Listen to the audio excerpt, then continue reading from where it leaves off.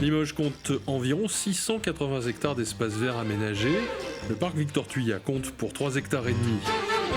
Abritant de nombreux grands arbres, certains remarquables, il est également composé de massifs et bosquets de part et d'autre d'une rivière anglaise. En ce moment, les jardiniers préparent l'arrivée des beaux jours. Ah oui, il y a toujours de la taille, du nettoyage de feuilles, et puis des sujets qui sont morts pendant l'automne ou l'hiver. Et on fait des remplacements de vivaces là actuellement pour le printemps prochain et les mois à venir, quoi. Et là, ce joli petit pot, c'est quoi? L'asphodélie nutea. Ça ressemble à une graminée et c'est un feuillage, un épi jaune.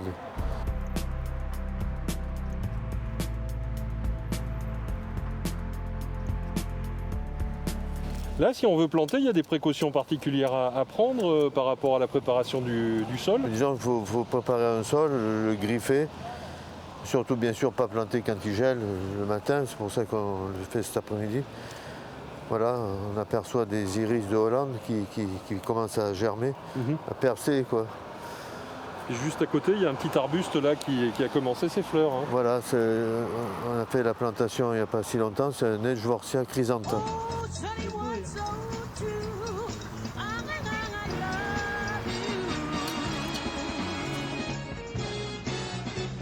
Après, c'est de la régularisation, quoi, enlever le bois mort, pas trop tailler encore parce que bon, l'hiver n'est pas fini.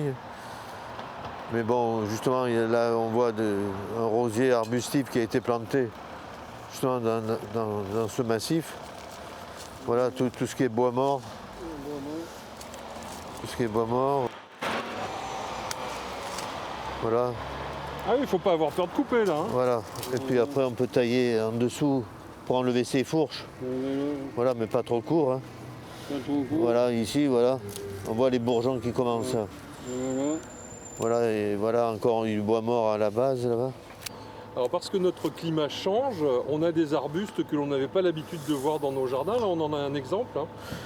Oui, là, depuis quelques années, là, on peut planter des végétaux méditerranéens comme le grevillea, les cistes.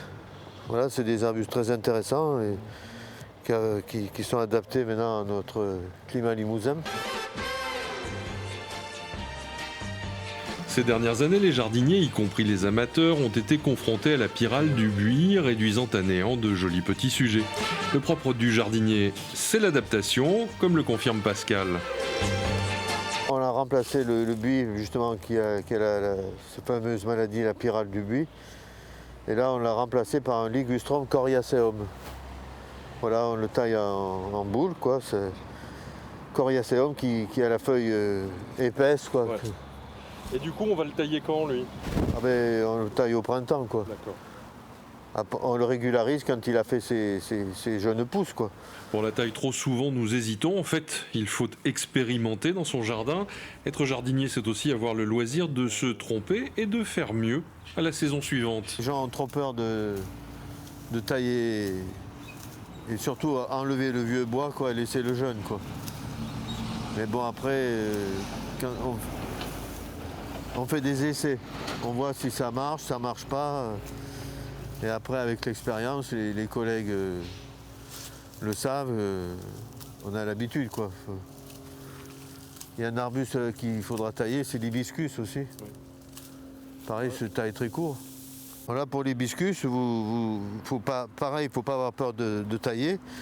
Il faut garder 5 ou 6 branches, enfin 6 ou 7, quoi, parce que là c'est un beau sujet. Après, il faut tailler en prolongement. Enlever tout ce qu'il y a autour et puis le tailler en gobelet. Voilà, toutes ces petites branches autour des charpentières, il ne faut pas hésiter à les tailler.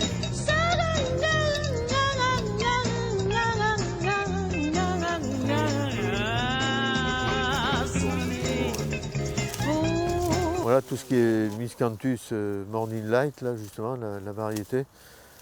Là, maintenant, ça n'a plus un aspect, quoi, intéressant, quoi, parce que les fleurs se dépenaillent, comme dirait l'autre.